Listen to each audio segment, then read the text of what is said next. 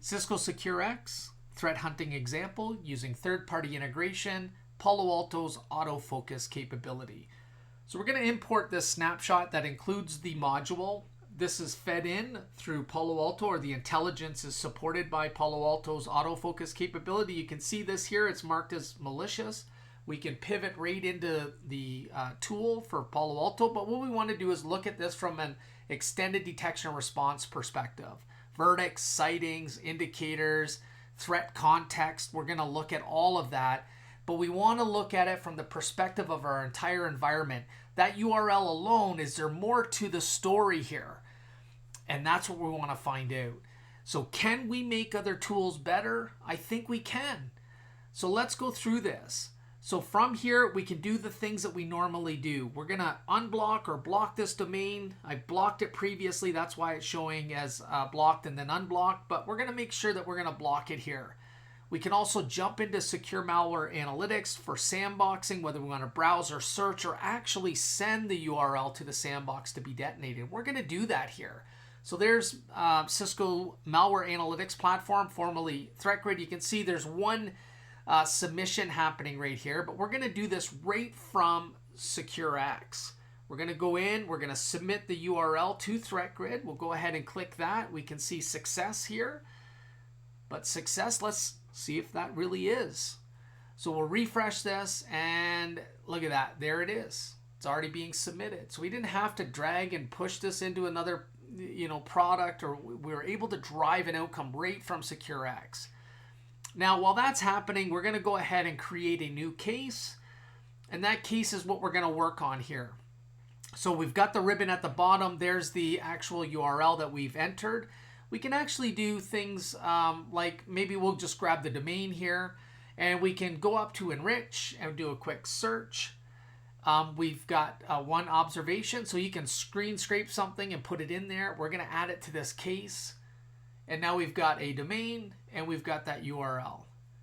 And from here, what we could do is investigate it in threat response. Give it a name. We'll come back to that a little bit later. We can add some notes. We're going to do that as well. But let's go ahead and investigate that. And look at that. We have that URL. And we also have an asset that was talking to the domain itself. Now, from here, we have the ability to do some things as well, including take a forensic snapshot, maybe isolate the host. All of these are options with SecureX orchestration. These are workflows that are built. We're going to come back and actually do that in a little bit. Let's go back to the Malware Analytics platform, so the Sandbox, and let's have a look at our submission. And you can see it's still running here. And the nice thing about this is called Glovebox, and I have the ability to come in here and interact with it.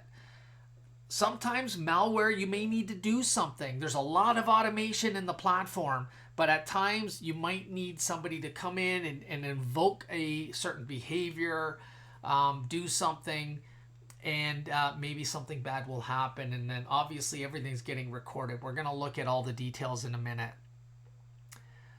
So you can see here, I just went to that domain directly, and this is going to finish up here in a second, and then we're going to go ahead and jump into the report. Now, there's not a whole lot here with this particular URL that we submitted, but there's some interesting data points regardless.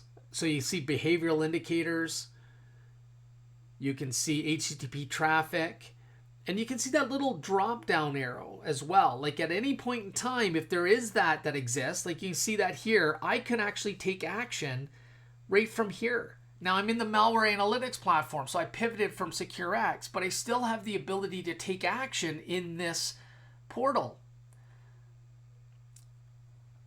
I continue to scroll down, extracted domains, processes, we've got artifacts, everything that happened is recorded, right? Registry entry, so activities around, created keys, modified keys, deleted keys, and then you get all the file activities associated to it. One thing that's really cool is that we can come in here and look at the anything that's aligns to the MITRE attack framework. So here we can see, tactic called defense evasions. It's obfuscated files or information. Try to say that 10 times. And I can pivot right into MITRE, learn a little bit about it. Again, not a whole lot happening here. All right, so that's the report. Great. Let's go ahead and maybe we can update some notes here of what we found so far. So we'll go ahead and put in our timeline. Palo sees a threat and investigated it in AutoFocus. Then we ran the URL in Threatgrid.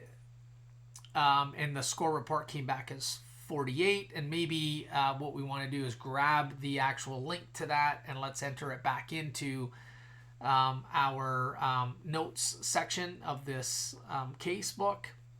And then the domain is not accessible. We saw it didn't actually resolve. And maybe that's a good indication of why it scored fairly low in Threatgrid or malware or secure malware analytics platform. So I'm just going to give this a name, Palo AutoFocus. That's where the source started from. Now, what we could do here is we can come in and we could actually take a forensic snapshot. And there we go. We've started that, but let's go ahead and jump to Orbital. Again, this is some additional integration and we can see that snapshot actually taking place right now. Now this will take a few minutes to actually run the snapshot. We're going to go through the snapshot together here. There's a ton of data, so bear with me. There's SHA-256s, the hash is running, but look at here, I can also take action. The green means good, right? Gray means unknown, and then red would mean bad. So I can see that right here in the interface. I get into shared resources, application shims, log on sessions. I've got logged in users. I've got recent file data. And again, you can see it's rendering and it's providing us insight into whether or not these are potentially malicious. Now look at this. All the PowerShell history is here as well. Now you might be wondering, okay, wait a minute. How did you do the forensic snapshot? What did that have to do with maybe Palo Alto's AutoFocus? Well, it had nothing to do with it. They fed us the data. We've used the data to scour the infrastructure, and we've made a determination that we wanted to take a forensic snapshot against an endpoint that has Cisco Secure Endpoint on it. And that's how we've drove this particular outcome. But again, forensically, in an investigation, forensically, this becomes critical data that you want to get. Whether you're on-prem or off-prem, this is some data that you certainly want to capture. Now, you might want to also have isolated the host, and we could have done that as well. In this case, all I did was take a forensic snapshot. You've got user groups, you've got Windows open shares, loaded modules and the hashes assigned to them. And it goes on and on and on. Scheduled tasks. And then finally, we're coming towards the end with temp directory file data.